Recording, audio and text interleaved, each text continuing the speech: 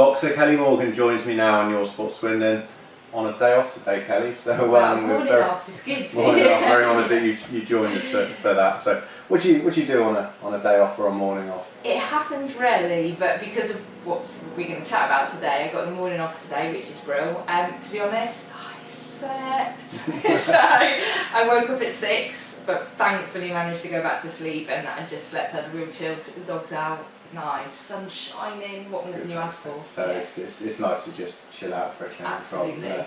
What's your normal routine, training wise? Up at 6 o'clock, like you said? Yeah, I'm normally up probably about 7 actually, it's not too bad at all. Get up, get the dogs out, get to training, get the first session done, then do all my admin, bit of sports site work, train again, afternoon, evening, eat, go to bed. Yeah. That's it. That's it. Rock and roll. Yeah. So you mentioned that we're here to talk about some exciting news. Rock and roll. Yeah. So obviously we've been told, it was looking very, very good that we would have a fight on the 5th of August in the States against Marciela Cornejo. Sadly, that's not going to happen. So found that news out last night. The WBC. Muller, who's the chairman for the female boxing of the WBC, contacted Rich, explained the reasons. He hasn't been able to contact, get a good hold and get response from Marciela's camp. There's some issues with the promoters, and it's not going to happen. So it's a normal roller coaster. So my heart goes through the floor, and then Rich goes, "Oh, I'm really excited." I'm like, "Oh, back up, down." So what Multitae has come back with is November, a fight against either Kelly Reese for the middleweight world championship or Nikki Adler for the super middleweight world championship. So that's been brought forward in my mind because I was thinking realistically early next year, but we're actually now looking at, by the end of the year, having that world title shot, and it may even be at super middle, be middle or super middle. So there's two real strong opportunities that the WBC are backing for me to fight for a world title in only a few months' time. And they're happy for me to have a tick-over fight in September, so I can keep busy, keep learning, keep applying my trade, obviously keep a little bit of payday for a fight, but it'd be a 6 to 8 round non-title fight, just to keep that going. And then we're all geared looking to that November fight. It's fantastic. Disappointing news, obviously, with the other fight, but fantastic news. And we were talking earlier that 4 fights in, could you have imagined that you even would have had the WBC silver, and now end of the year? No, I mean it's insane. It's absolutely insane. And it really is just the reason why this has happened is because everybody got us out to Mexico to that WBC convention. Without that, I wouldn't be in this position now. I wouldn't have these opportunities, or I think it's a lot less likely. But what can I say? Yeah, I'm eternally grateful, and I really feel like, like I said, this is the game outside of the ring is so difficult to learn and to understand the ups and downs and on and off and the fights, and it really is genuinely, it's overused cliche, but it is a roller coaster emotionally. But now that I feel we really got a good relationship with the WBC, my ability to cope with these ups and downs has gone very much forward. I feel now that there's a blip, August isn't happening, but I really believe in my gut now these opportunities are going to come, and so that really helps with riding through these ups and downs, so it's cool. This August isn't happening, but the sun is shining and I'm a professional boxer, and I'm going to get my opportunities, they're coming.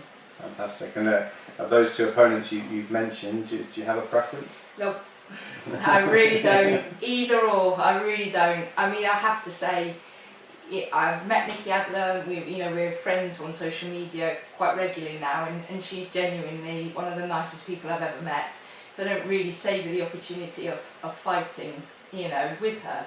But this is business. She is a professional fighter, boxer. I'm a professional boxer. It's business in that ring. Outside of the ring, it's the beauty of the sport. We will go back to that real close connection, that boxing bond. But Kelly Reese, I know nothing of her, and I want both those belts. I said that from day one. So whichever one comes up first, let's go. The only caveat with that is I weighed in yesterday 158 pounds. Super middleweight is 168 pounds. So I'm just under middleweight at the moment. For me to get up to super middleweight, I need as much time as possible to do that in the best way possible, so that I'm carrying as much functional weight as possible and not just bloating out, because I won't perform. So the earlier we know which one it's going to be, the better for that weight management. Yeah, maybe the logical step is middleweight first and more time, super absolutely. middle, but that's not to say if it's the Nikki Agler fight that comes up, we'll grab it with both hands. We're ready to go. We're ready to go. And you're confident, obviously, that you beat both opponents? I'm confident that I will, as always, give my absolute best in the ring. I will put my heart on the line and do what I can possibly do. The result then will be evident, and I never say, yeah, you know, that would be disrespectful of me. These are two fantastic world champions, you know. But I will give it my very all, and let's just see what destiny has in store. Let's see. Off the top of your head, have you any idea how you would go about beating, you know, both of those girls? No, not really. I mean, we do have footage of both, which is good, and I think really when the time comes that we get some more leaning, some more confirmation as to which opponent it's going to be, then we sit down, we go through the tapes in detail, and we put together our plans. Obviously, it's quite a few months away, you know, until that could happen. But any idea where in the world that might take place? That again is a part of the outside of the ring game. It comes down to money, you know, so it will come down to purse bids. If I was world champion, somebody would have to pay me extremely over the odds to come out of my backyards and defend my title, you know. So it really depends on that. I feel if it's a Nikki Agler fight, it's most likely be in Germany. If it's a Kelly Rees fight, it'll most likely be in America. However, if some promoters in the UK get a look and get interested, then it becomes a price war. It'd be amazing if it was in Swindon, but I'm not sure if the Nielsen's pockets are that deep. So. No, I know. I mean, well, I mean, for me, that would be utter icing on the cake, you know, to have that support and to be able to put on, you know, a world title fight in this very, very proud fighting town. You know, I mean, well, I mean, that's dreams, isn't it? That is what dreams are made of. So, but it comes down to money, and I just train, be prepared wherever in the world it is. We will go and we will do what we can, and we'll be in the best possible shape that we humanly can be in. Yeah, and is that exactly what you'll do from now on? You'll just, the training camp will just be a continuation of training camp month after month now until you know something? It has to be managed quite carefully, because you can't obviously remain at your peak or working the sort of workload that we're putting in at the moment. We couldn't do that all year round. You have to have that break, get your body recover, then go again. But I mean, realistically, we're now going to be boxing again in September somewhere. So that's the first goal, that needs to be trained, and then we have to see when that fight is going to be, what date in November. Could be October, November, December really, but they've said November, so we have to know, and we plan from that point onwards. But we'll need to have a little bit of, give my body a chance to just go recover before we then start again for that world title camp, because again, you know, I love it. Goodness me, you know, I absolutely love it, but it takes a toll. You can't physically do it 24/7 without a little bit of a break to readjust. Yeah, we watch you do the business on the night, but I don't think any fan, you know, or member of the press, whoever's ringside, can actually understand how hard it is to maintain yourself as a professional boxer. Can you give an insight into what it's like?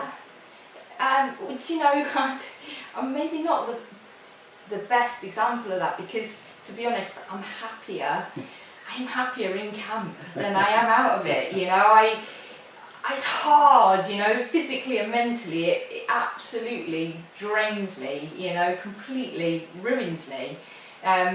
But, you know, I get up the next day and I go again, and I get through that day, and the sense of achievement of getting through that day, I feel like I'm on a cloud, you know, and then I'm exhausted and I sleep, I get up and I go again, I did it again, you know, and I love it, that daily challenge, and to see and feel myself mentally and physically change, you know, into somebody who really is a professional boxer, a professional fighter, is what I do for a living. I I could not be in a better place. This is where I should have been all along. Yeah. You won the WBC silver, over a month ago, I think it was. What's life been like since then? And reflecting on that performance and the reaction from the fans, it's amazing. Again, I think because everything has happened so early and all those kind of considerations, it feels still a little bit surreal. Don't get me wrong, I have that belt on proud display. I look at it a number of times a day and just, oh my goodness, but still, it's very surreal. For me, I had that week off where it kind of sunk in, but I was kind of resting, recovering, and then we started camp again, and then everything becomes, that is it, that is the life. I don't really think an awful lot more than the next session that's coming up. So I think that the time will come where I really take it in, probably when I finish my boxing career, and look back and go, that really did happen, But until that point, I'm so pleased, it's fantastic, and I couldn't be more excited by the fact that I'm a WBC champion. But it really is a doorway so early on in my career to the next levels, and there where I'm looking. Yeah, you've watched the fight back. What was your assessment of your performance? Yeah, I remain disappointed with my performance, because I think the difficult is my mindset is not here now. My mindset is 10 years time, and I believe I will be boxing for 10 years. That's as long as my brain stays in shape, I'm boxing for 10 years at least. Physically, I can do that, and I am such a quick learner. I know in 10 years time I am going to be untouchable. I know how quickly I'm learning and coming on. That with all that experience and living in a sport for that period of time, it took me 10 years to break through in athletics, and all of a sudden, all the skills, the timing, everything was there. I'm thinking 10 years down the line. I'm not even a year in. My debut was July last year. So I have a little bit of adjustment, because I know in my heart of hearts where I can be, and I'm a million miles away from that. Just gotta be patient, and it's a learning fight. Everything is a learning fight for that end goal, and that's what I'm looking at, and that's where I'm focused. Has that aim changed since, say, your debut when you first? Because when we spoke to you right at the start, it was, I want to win a world title. Obviously, Rich as your trainer said, Kelly will win a world title. But now you're almost talking about world domination. It sounds such an arrogant thing, but I can't help the way I feel, and I do. I think over this last year, I think the experience I've had and the learning that I've done, and my parents were such a quick learner in sport because of my background, and I'm like, yeah, but I am seeing it, and I do think I'm going to keep learning at a real quick rate, and then with the experience, I've had 4 professional fights, and I haven't even had many fights before that. I am so early in this whole thing that I'm looking to the future and being a completely different class of boxer to where I'm at now. I think if you weren't looking like that in a sport where you want to have some kind of longevity, you'd be doing yourself a disservice, because we all learn and evolve as human beings, especially when you apply yourself 24/7, Yeah. Surely that has to happen if you give that kind of commitment. So we will see, time will tell, and just got to keep hoping that those yearly brain scans are all good, and this one's good, so I've got another year of work, that's all good. Cool. Woo! And we just keep learning and doing what we do. And there are going to be huge ups and downs, we know that is the story of sport. It's not going to go all my own way. I'm waiting for that to happen, I'm ready for it. It's going to be gutting, but I'm ready for it. I will learn and I will come back. This is the story. I'm waiting for it to unfold. Yeah. And there's a lot of people following your story now. If you look at the media, was it your last fight? You had Sky there, you had the radio there. Obviously, we were there, the local paper were there. How much in a year? How much awareness are you now creating about yourself, and in terms of promoting, women's boxing and women's sport? I hope that the word is spreading. That's part of my goal, is to try and grow the sport, and involve the sport for women specifically. certainly in Swindon, we've got so many girls boxing. We had before I started boxing, you know, this is a sport for all, but there are a few more people coming out of the woodwork, you know, the stuff I do with Alan Reid once a month, we're getting good turnouts, the girls are loving their boxing. I hope the word is spreading, and I think, you know, hopefully people will keep learning and getting on board with my story, and by virtue of the fact that I'm a female professionally boxing, that helps raise awareness and in turn helps the wheels of change to move. You know, that's what I can hope for, and I'll do anything to help anybody keep trying to push the sport forward. Yeah. Fantastic. Well, Carol, thanks for joining us on your morning off. Yeah. And we'll let you get back to training at some point. Yeah. Thanks, Steve. Cheers, Carol. Cheers. Thank you. Thank you.